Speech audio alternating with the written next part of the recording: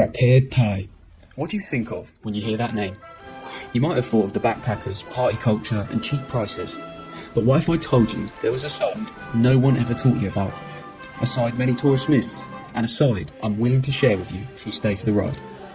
Would you give me a couple of moments to share that side? Now, I love Thailand, and if there's one thing I've learned about Thailand, it's the saddening fact that I can speak pretty broken Thai. And the people will be shocked a Farang even bothered to learn about their culture. That's wrong.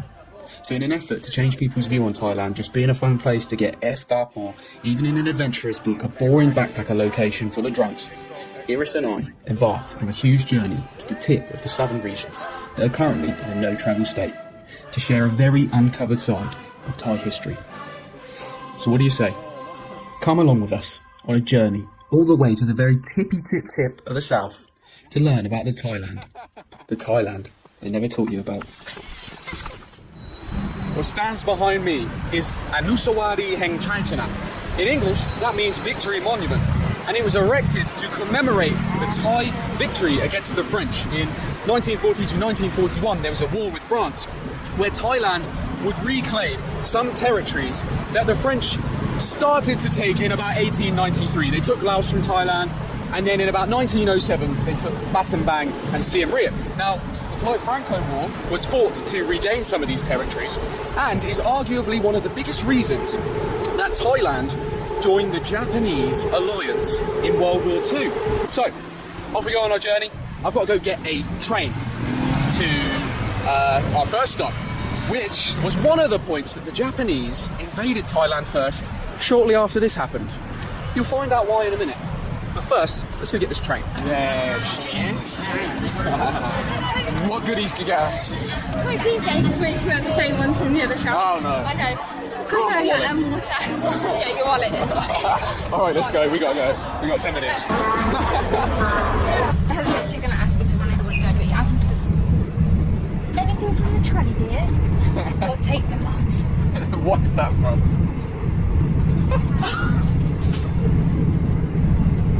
If we don't get haters. Where's it from? I don't know. It's from Harry Potter. Here we are. Krachua Kirika place. One of the first places the Japanese invaded.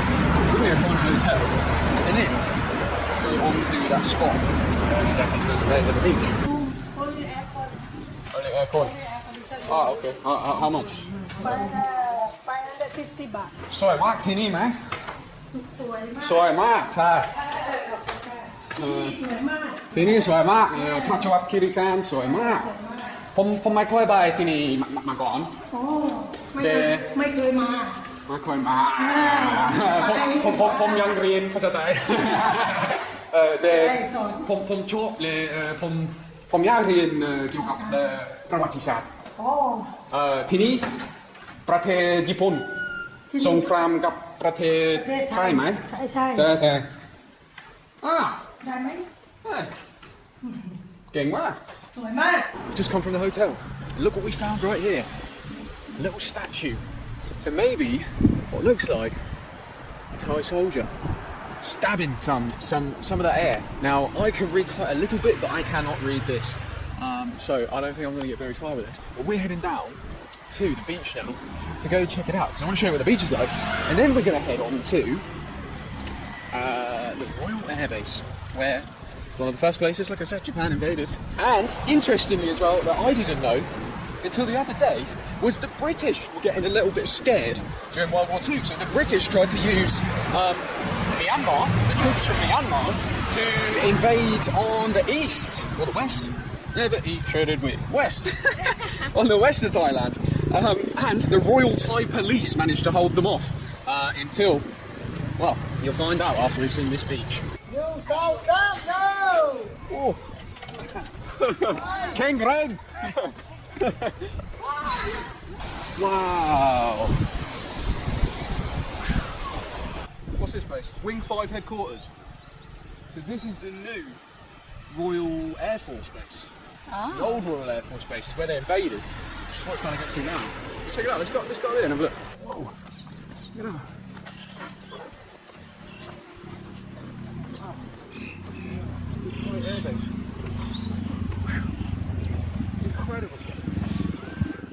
Now I'm going to have to fill in some of the details here for context. At 11 p.m. on the 7th of December, the Japanese gave the Thai government an ultimatum. Allow the Japanese military to enter and pass through Thailand or face invasion.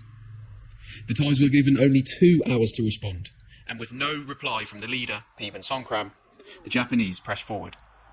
Inside this base, Wing 5, lies a beach called Ao Manao, which was one of the 8 locations Japanese forces invaded across Thailand, and was funnily enough the last place to fall in the invasion. With over 33 hours of fierce combat from the airmen and Thai police holding back the Japanese, finally ceasefiring, only due to an order from above. A total of over 300 were recorded dead from both sides. And I got speaking to a lady about the history. She said she knew a place where all the bodies were buried. Yeah, they start from there. That this side, a lot, the body dead from Japanese, they put in there. Lots of dead bodies down here. No, under earth, that side. Under the earth. Yeah. Oh, okay. A lot. They And- don't tell the number. And they fight from here? They fight around there, to the beach on there and around there. Don't go deep.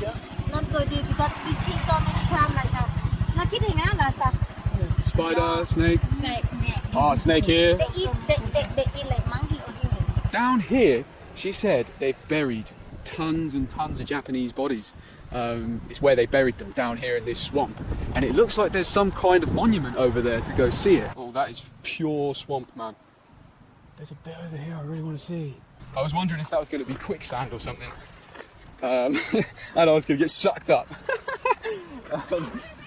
Yeah, I'm coming back. Is it one of those classic things where they try and scare away the ghosts in Thailand? Or Is he going? He's going to speak to that person over there, isn't he? I don't know what it is, but it definitely looks like a shrine. Is it worth it? If anyone knows what that says, please put it in the comments down below. Whatever that says. I can read a little bit of Thai, but when it's different font. Oh, it's game over. Wow, this place is really swampy, man. Yes, he's coming back. I don't have to go through this mud. Amen. All the women are happy for me. Now I'm going to have to butt in here to explain a little bit of history for context. Remember when I mentioned the British invasion? Well, with the invasion of Thailand and Malaysia from Japanese forces underway, the British constructed an invasion of their own in the southern regions of Thailand called Operation Crocodile.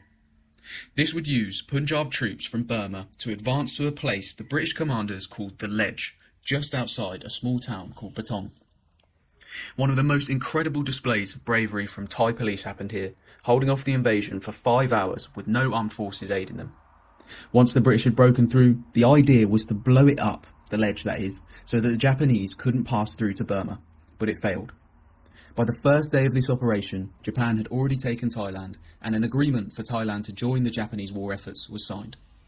Now we're going to Patong next to try and find the ledge, but on the way we'd find something really interesting that I want to explain now. Why? Well, remember Theben, the guy who won the Thai-Franco War I spoke about at the start? I believe he was a key factor to causing tensions among ethnic minorities, which eventually caused a small communist Cold War in Thailand, and today still manifests itself in something shocking we'll learn about later. So what did he do? Well, before 1939, Thailand wasn't known as Thailand, it was called Siam. Theben Songkhram, the leader at the time, made this change in an effort to nationalise the country and to try to reduce the power that the Chinese people had been gaining in Siam. Along with it, he encouraged people to buy Thai goods only, altered traditional dress to be more Western, told people to eat with a spoon and fork instead of their hands, and created a new national anthem that Thai people have stood for every day from 1939 onwards at 8 AM and 6 PM. We'd see this very tradition unravel in front of us in Hat Yai, where we had to get a connecting train to Patong, the southern regions where things are still heating up, which I'll explain after. So, after 14 hours of riding on this train, a local train, third class, we've made it to Hat Yai. Why are we in Hat Yai, you ask? Because nearby is a town 3 hours called Patong, where the British invaded. And a little bit further from here, there's a place called Khao Nam Kang, which is a national park, and a very interesting national park because Malaysian communists built Thailand's largest underground tunnel network to basically hide them during the Cold War when communism was, not wanted here. So, we're going to find a hotel and then we're going to head off to Patong and Khao Nam Kang. See you there. Sawasdee krap. ครับน้องแอปเปิลครับอาเปอร์เซ็นต์ไป Oh, like ดีมากโอ้ใบเบทงเบทงอ๋อใช่แปดโมงครึ่งเบทง Wow, okay. So we just walked in on the Thai national anthem, I think that is. You're standing for the Thai national anthem. สองคนใช่พูดไทยนิดหน่อยโอเคเรียน6 เดือนนี่ใช่ไหมครับ So we've got 2 hours. What could we possibly do with these 2 hours? Well, we came in the other day to check out the train times and check this out. This is absolutely hilarious. As you can see, Popeye. And I stood here like a 5-year-old the other day, sounding out these words, going gra, tom. And then I just burst out in laughter because what does Popeye eat? Popeye eats spinach. And here he's eating gratom leaves. Should we get some? Charlie, clap, krang. Sabari, my clap. พักอยู่ไหน ไปเบตงวันนี้ วันนี้ไปเบตง ใช่ไปเที่ยวเหรอ ไปรถแม่ไปเที่ยวไปตงแล้วก็คิดว่ามาที่นี่อีกครั้งขอบคุณครับเดินทางปลอดภัยนะ I'm not entirely sure what that means. I think that means have a good day. But we got it. We're going to Betong. On the way to Betong, a whole different side of Thailand was shown. Not one that you'd associate with the land of smiles. I'd recently learned that the 3 southern regions of Thailand were considered all but essential travel zones. These 3 provinces have had a very long history of unrest, with the communist uprising in the Thai Cold War and in recent years trouble with extremist tea groups and drug cartels coming from Malaysia. On the journey to Betong, we see multiple armed forces members, checkpoints, tanks and other weird stuff that I'd seen nowhere else in Thailand. Why was there such a difficult history in the south? I'm not sure, but it was interesting and I wanted to explore. And you're not going to believe what we found. I went to this hotel and this lady said there was this guy with a museum, he's written a book. Yeah, just look, it's crazy what we ran into. Look at all of these. Nice one, dang. Interesting, huh? Whoa. 2513. So Thailand does Buddhist years. It's after the Buddha was enlightened. It doesn't do the Gregorian calendar like we do. They have 2 years. They do the Gregorian calendar and the Buddhist year. But the Buddhist year, 2513. It's quite funny because I thought it was in the future when I checked the date when I first came in. But the year is 2565 now. So that is on up. 150 years old. 100 ปีที่แล้ว ครับเนี่ย 100 ปีที่แล้ว สตอรี่เบตงเบตงสตอรี่100 ปี 100 ปี ครับคนนี้คนจีนที่มาเบตง150 ปี คนจีนคนแรกที่มาเบตง ว้าว150 ปี ครับ ใช่คนจีน ครับ ว้าว แต่ว่าเบตงนั้นฝรั่งมาก่อน ฝรั่งมาก่อน คนจีน คนจีนใช่ฝรั่งมาก่อนฝรั่งอังกฤษฝรั่งอังกฤษที่นี่ไหม ไม่ได้หรอกก็พูดไทยเก่งแค่ พูดไทยนิดหน่อย ผมเรียนเกี่ยวกับประเทศอังกฤษกับประเทศไทย2 ครั้งแล้วก็คุณมีคอมมิวนิสต์ที่นี่ ครับ ไล่ที่นี่ใช่และตอนนี้คุณมีประวัติศาสตร์แล้ว ปุ้มไม่มีแล้วไม่มีเบตงนี่เอาไม่มีนี่คอมมิวนิสต์ในเบตงนี่คือนี่คอมมิวนิสต์เบตงนี่คอมมิวนิสต์เบตงโอ้ว้าวนี่โซเยอร์กัน คอมมิวนิสต์เบตงนี่คอมมิวนิสต์เบตงกองทัพคอมมิวนิสต์ไหมในป่าใหญ่มากมีทหาร400 คน400ครับ400 คนคนจีนคนมาเลเซียเป็นคนมาเลเซียอย่างเดียวคนมาเลเซียอย่างเดียวเป็นคนจีนมาเลเซียคนจีนคนมาเลเซียคนไทยไหมไม่ไทยไม่มีไทยไม่มีครับนี่ไอ้โซเยอร์ไทยนี่ทหารไทยใช่ไทยกองทัพไทยครับกองทัพไทยกองทัพคอมมิวนิสต์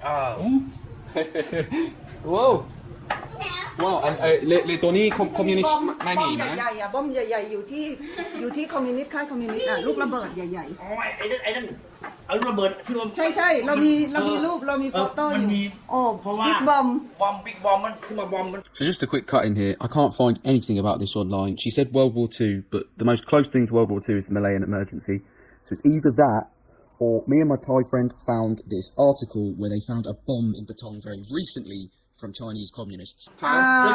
วอร์ทูอินเดอร์เวิร์สงครามโลกครั้งที่ 2ระเบิดยังอยู่เลยระเบิดย่อย ทหารอังกฤษมาบอม อ๋อไม่ โซเยอร์อังกฤษมาบอมบุ่มที่เบตง พวกก่อการร้าย ผู้ก่อการร้าย พวกก่อการร้ายตอนนี้ นี่ ตอนนี้ ยังมีอยู่ชีวิตยังมีชีวิตอยู่ 80 and 90 years โอ้ have person ที่นี่ ที่นี่ เฮ้ยคนคอมมิวนิสต์แล้วก็ไม่คอมมิวนิสต์คนมาเลเซีย นี่คนมาเลเซียหรือไทยนะ เขาไม่หรอกมาเลเซียอย่างเดียวเลยไม่มีคนไทยเลย Wow, what an amazing moment of synchronicity. Went to this hotel on a hunch, spoke to the lady, and she said she knew a guy who'd written a book all about the history and who'd won an award from the Thai princess. Stuff like that just doesn't usually happen. Amazing. Anyway, after speaking for hours, unfortunately, we couldn't find the lech. But we did find something very interesting, which I'll explain now. ความสะอาด Oh, keep it clean. That's what that means. Please keep it clean. Yes, I'm learning to read. Now, shortly after World War II, Thailand was seen to have been forced to join the Axis, so were let off many of the penalties imposed on other Axis nations, and were allowed to join the UN on the condition that they gave those territories they won back during the Thai Franco War we spoke about earlier to the French, and gave the British a large amount of rice for damages during World War II. Now, after World War II, there's generally a lot going on in the world, but in particular, there's something that will affect Thailand over the next few years. In 1948, just across the border, the Malaysian Liberation Army is fighting the British for Malaysia to return to an independent country. Now, there was a lot of horrible stuff that happened here. They put Chinese in concentration camps, were the first people to use Agent Orange and sprayed it on all the crops, so to try and starve people, basically, and massacred people. Anyway, the MNLA eventually surrendered and had to retreat across the southern Thai borders, many setting up camp around Kro Batong and Batong. Later, Chin Peng, the leader of the MNLA, sorry, it's a bit of a mouthful, would flee in exile to Batong and help set up camp in a small village, and also help to build a huge network of tunnels for transport which would be used for a lot of the communist insurgency in Thailand later. Now, we set off to find one of these camps and drove to the Malaysian border point where we saw 2.5 metre high walls built to prevent smuggling, communism, and which were later upgraded due to a rise in the South Thailand insurgency. Here in the small museums, we'd see the arms the MNLA used, medals, propaganda, legendary old music tech equipment, which my previous music business self fangirled over, while Iris stared with smiles of support, and many other interesting artefacts that gave an insight into what life would have been like hiding in the jungle. Unfortunately, I don't think the owners of this museum spoke Thai, and were either Chinese or Malaysian, so I didn't get to ask many questions or hear any stories. However, we did find one interesting thing out. This place is some kind of weird communist holiday resort that many Chinese people come to and visit. You can stay in the old barracks and they've converted them into hotel rooms. There's ping pong tables, books and a nice little garden as well as completely stunning views. I definitely want to come back and stay later on, and no, that is not sarcastic, mate. After exploring the rest of it, we sat down for a little khao krapao to refuel and then head off to the tunnels. And there's one tunnel in Batong, and there's another tunnel in Hat Yai, but for some reason we had to go to Yala first. Yeah, join us. Not today. Okay, so are we meant to take a left here? Or where it's just blown up? No, what's going on?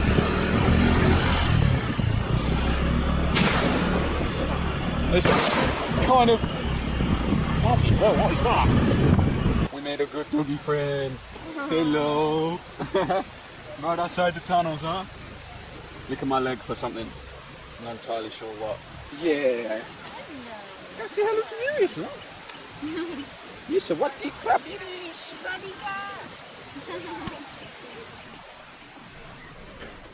At the tunnels, there was more history to be found, with generally the same kinds of artefacts on show, alongside an interesting technique using ovens to create smoke that looked like mist above the mountains to avoid airstrikes from the Malaysian army and the Thai army. How clever, eh? Now, the communists held in these tunnels and camps until the late 1980s, when funding essentially dried up. But insurgency, although dying out, has continued in other forms. In fact, in one of these locations, near to Yala, insurgency is still alive and well, with a train being bombed just last December, only a couple of days before we decided to go there by train. Communism and insurgency in Thailand never really took off among Thai people, with most of the MNLA members in the south being Chinese or Malaysian. This was a fact that was puzzling to me. Why did the majority of Thai people never turn to communism, even though so many neighbouring countries did nearby? Well, I think it comes down to one guy, King Bhumibol, the previous and considered greatest king by many Thai people today. Tons of Thai people still have this king's picture up and refuse to put the new king's picture in his place. So what did Bhumibol do to do this? Well, instead of leaving the poorer rural villages underdeveloped, Bhumibol set up a campaign to help develop these areas as roads and trade, leaving no reason for the most vulnerable of Thai people to turn to communist ideals, which is what happened in quite a few other countries. So communism never really took off amongst ethnic Thai people. Now, to this day, the policies of the past, the 1909 Anglo-Siamese Treaty we spoke about earlier, anti-ethnic Chinese sentiment, Thai nationalism, and many other factors are what I personally believe to be the reason why there was a communist uprising and why tensions and trouble in the south remain. Could you pinpoint it to one thing, and is that right? Almost definitely not. It's a deep and difficult history to understand, and I'm no expert on this matter yet. What I do know is that it was bloody interesting, and I'm going to go back, once my Thai skills are better, so I can do it more justice. Little plot twist. Sorry if you was expecting some big ending. I just wanted to be honest and say that we don't have the knowledge right now, and it's a work in progress. And if you follow along, we can uncover it together later down the line. Sorry. It's alright, babe. That was so close. Thanks for joining us on this journey. It took weeks to film and weeks to edit, so I hope you've enjoyed it, even a fraction that I have enjoyed making it. Until next time. Bye. Have a real good time. There you go. What you? There you go. See? Ah, see, Farang's not so bad now, is he? Farang caused the fight. Oi! Oi! Oi! Farang! To you. Are you tired of feeling stuck in your life? Do you yearn for more, but feel paralyzed by fear and doubt? It's time to shatter those barriers and unlock your true potential. Welcome to today's episode, where we will ignite your inner fire and empower you to embrace the discomfort that fuels extraordinary growth. In this episode, we'll delve into the profound truth that growth and comfort are paradoxical bedfellows. We will challenge the notion that seeking comfort is a path to happiness, and instead illuminate how embracing discomfort can be the key to unlocking your fullest potential. Are you ready to embark on this transformative journey? Let's dive in. The comfort trap, a false promise of happiness. Our society often glorifies comfort, leading us to believe that it is the ultimate pursuit of happiness. But have you ever noticed that true joy and contentment elude us when we solely chase comfort? When was the last time you felt truly alive and ecstatic without venturing beyond your comfort zone? The problem lies in the fact that comfort becomes a trap. When we indulge in it too much, we inadvertently sacrifice our growth, our dreams, and our aspirations. It's like sitting on a parked car, thinking you own it, when the engine is the real treasure waiting to be unleashed. Your potential is like a dormant engine within you, yearning to be set in motion. But how can you awaken its power? The answer is simple, yet often overlooked. Discomfort. Embracing discomfort allows you to push past your perceived limitations and discover the strength and resilience you never knew you possessed. When you step outside your comfort zone, you open yourself up to new experiences, challenges, and opportunities that can propel you towards your goals and dreams. Imagine your comfort zone as a cozy but restrictive room with familiar walls that hold you back from exploring the vast possibilities that lie beyond. Breaking through these walls can be daunting, but the rewards are immeasurable. By daring to venture into the unknown, you unlock your full potential and transform your life. Why growth thrives beyond your comfort zone. Your comfort zone represents familiarity and security, which initially feels safe and appealing. However, it is within the unfamiliar territory beyond your comfort zone where growth flourishes. Here's why. Number 1. Confronting fear and building resilience. Fear is a natural human emotion, but when we let it dictate our actions, it can keep us trapped in our comfort zones. Growth requires facing our fears head-on and building resilience in the face of challenges. By confronting what scares us, we learn to overcome obstacles and develop mental toughness. This newfound resilience becomes a valuable asset, helping us navigate future challenges with confidence and determination. Remember, true strength lies not in avoiding fear, but in embracing it and using it as fuel to propel ourselves forward. Number 2. Developing grit and perseverance.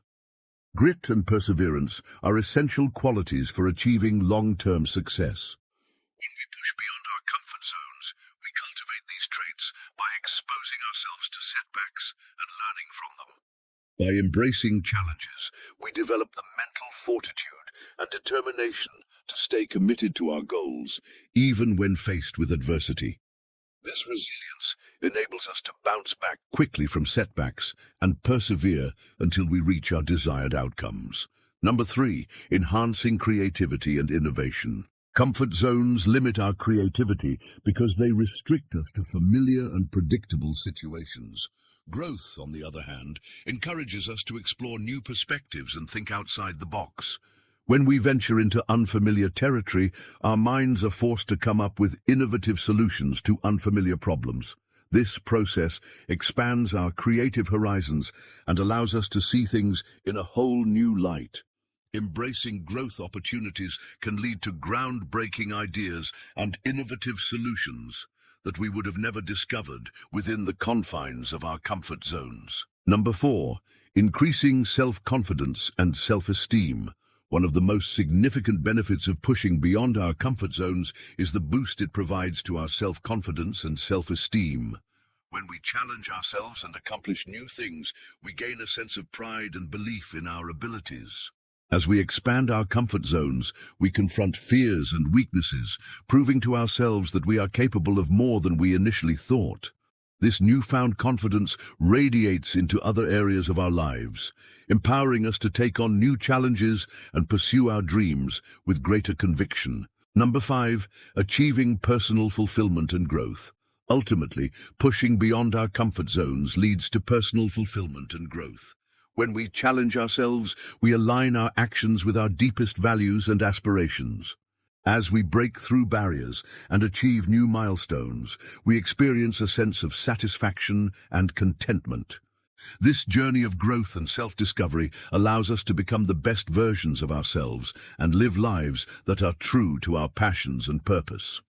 Overcoming resistance to growth. While the benefits of embracing discomfort are clear, we often encounter resistance when it comes to actually doing it. Here are some common reasons why people resist growth and how to overcome them. Number 1, fear of failure. Fear of failure is a significant barrier to growth. Many people are afraid to take risks or try new things because they are terrified of not being successful. However, it is important to remember that failure is just a stepping stone to success.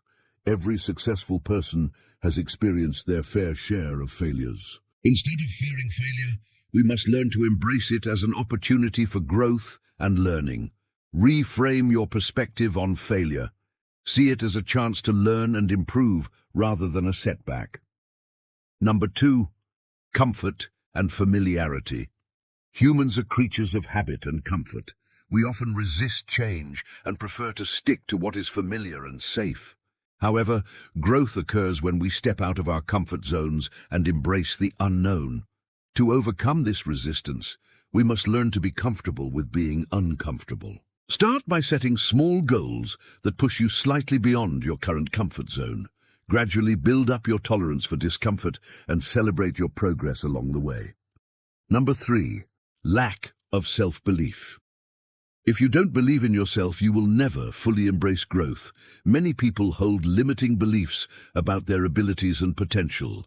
These beliefs can act as barriers, preventing you from taking action and pursuing your dreams. To overcome this, It is crucial to develop a strong belief in yourself and your abilities. Start by identifying any negative beliefs that may be holding you back. Challenge these beliefs and replace them with positive affirmations and self-belief statements. Number 4, procrastination and inaction. Procrastination is the enemy of growth.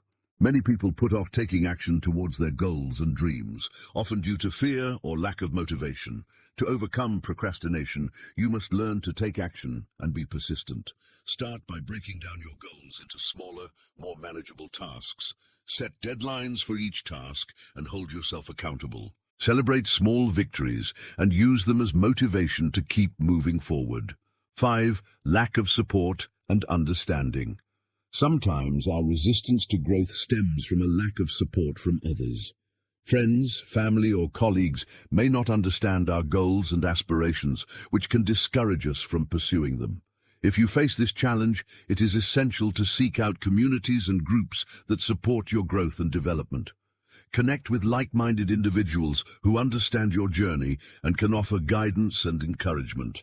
You can also consider seeking professional help from coaches or mentors who can provide personalized support and advice. Dare to grow. It's time to take action and dare to grow. Don't let fear, comfort, doubt, or procrastination hold you back any longer. Embrace the discomfort, push past your limits, and unlock your full potential.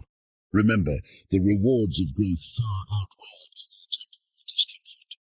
As you embark on this journey of growth and transformation, remember that it is a marathon, not a sprint. Be patient with yourself, celebrate your progress, and learn from any setbacks. And when you encounter challenges, embrace them as opportunities to grow and learn.